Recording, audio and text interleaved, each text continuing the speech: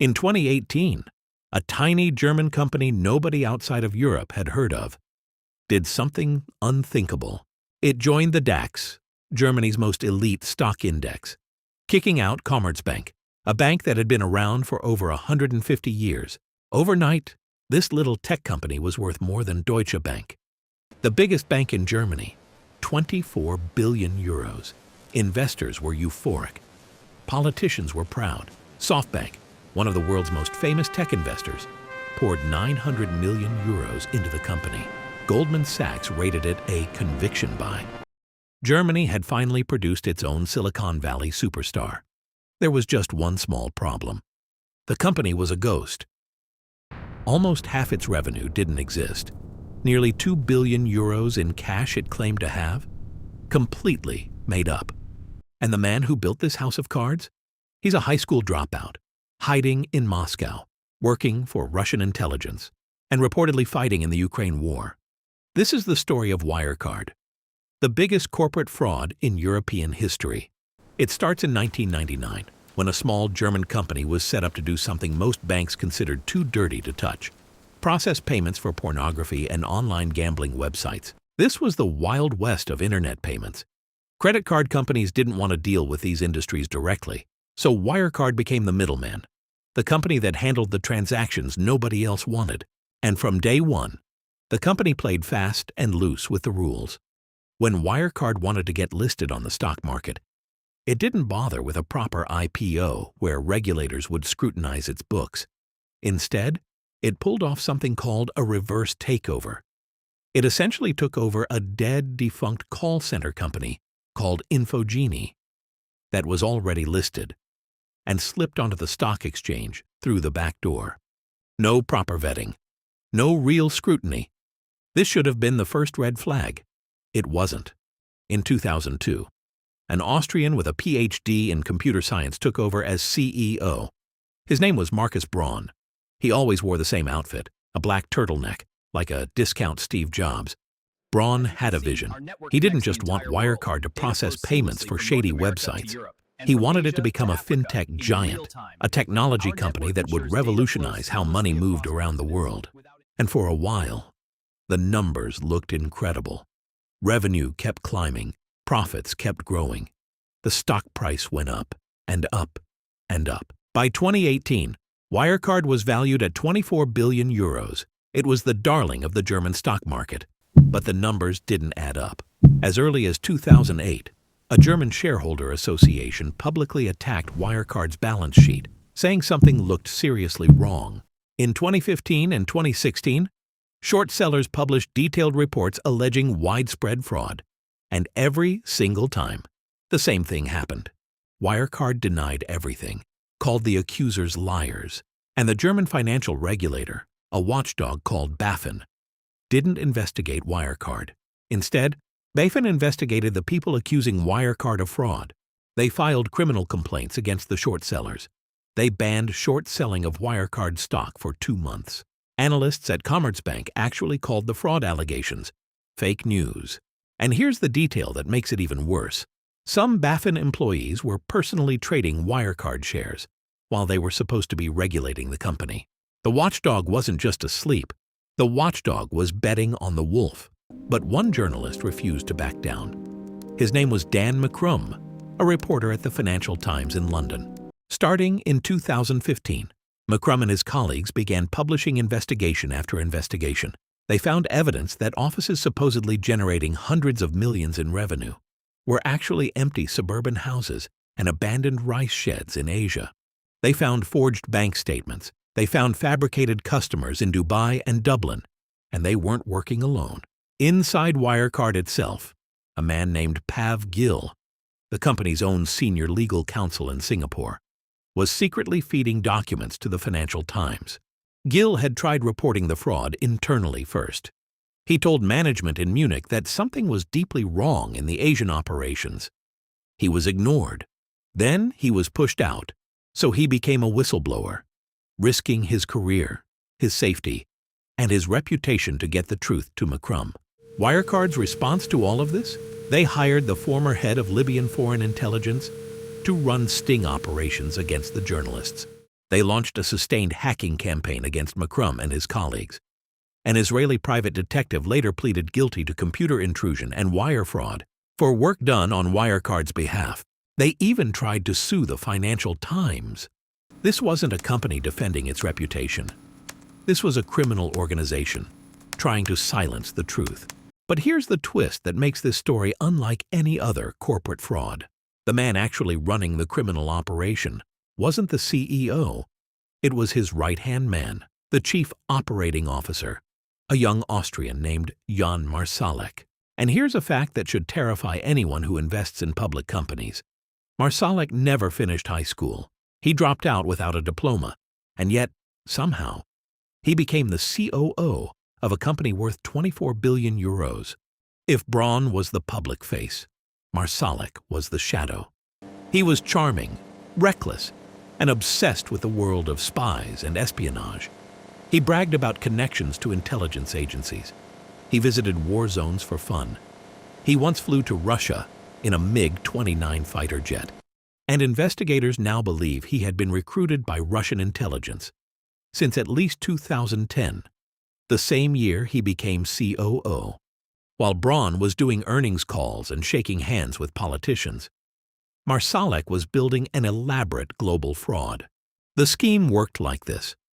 Wirecard claimed that a huge portion of its revenue came from something called third-party acquirers in Asia, partner companies in the Philippines, Singapore, and Dubai. That processed payments on Wirecard's behalf.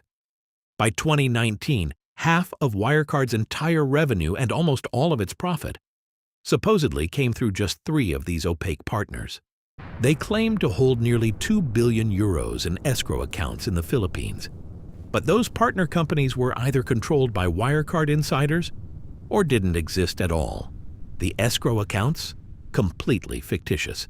In Singapore, an accounting manager named Edo Kurniawan was creating forged contracts and backdating financial documents to inflate revenue across the entire Asia-Pacific region. An internal legal investigation by the firm Raja and Tan found years of systematic book padding, but management buried the findings. When Singapore police actually raided Wirecard's offices in February 2019, it should have been game over. Instead, Wirecard announced it was suing the authorities. And the auditors? The people whose entire job is to catch exactly this kind of fraud. They missed everything. Wirecard's auditor was EY, one of the Big Four accounting firms. Year after year, EY signed off on Wirecard's financial statements. They gave the company a clean bill of health. They never independently verified that nearly 2 billion euros actually existed in those Philippine bank accounts. They could have made a phone call. They could have sent someone to check. They didn't. When KPMG was eventually hired to do a special audit, the report was delayed multiple times. And when it finally came out in April 2020, KPMG announced that they could not verify the lion's share of Wirecard's profits from 2016 to 2018. The auditing profession was humiliated. How do you miss 2 billion euros that simply aren't there? It's like a doctor giving someone a clean checkup while the patient has no heartbeat. The house of cards collapsed in June 2020. EY suddenly refused to sign off on the annual results. The banks in the Philippines said the escrow accounts were fake. The money had never existed. In 1 week, the stock crashed from over 100 euros to under 2. 24 billion euros in market value, gone. Wirecard became the first member of the DAX 30 in history to file for insolvency. 6,000 people lost their jobs overnight. Braun was arrested at his home in Munich. But Marsalek? He told colleagues he was flying to the Philippines to sort things out. He never went. Instead, he boarded a private plane from a small Austrian airport, flew to Minsk in Belarus, and vanished. Shortly after the collapse, Wirecard's former Asia manager Christopher Bauer, a man close to Marsalek, was found dead in Manila. The circumstances remain murky. And this is where the story transforms. From financial scandal into international spy thriller. Marsalek didn't just run away, he ran straight to Moscow. And it turns out, the whole time he was fabricating billions in revenue at Wirecard, he was simultaneously using the company's global infrastructure to help Russian intelligence. He supplied logistics to the Wagner Group, Russia's private military. He visited Syria. He helped Russian agents acquire properties and assets across Europe. He directed a Bulgarian spy cell from Moscow that conducted surveillance operations across Britain. 5 members of that cell were convicted and jailed in 2025.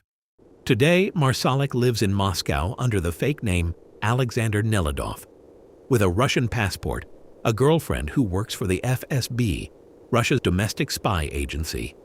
Journalists have tracked his phone pinging near that building hundreds of times. He's been photographed strolling through Moscow shopping streets. He's traveled to occupied Crimea at least 5 times. And most incredibly, reports say he has actually gone on combat missions with Russian special forces. In Ukraine, the high school dropout who stole billions from European investors is now allegedly fighting in a war against Europe's allies.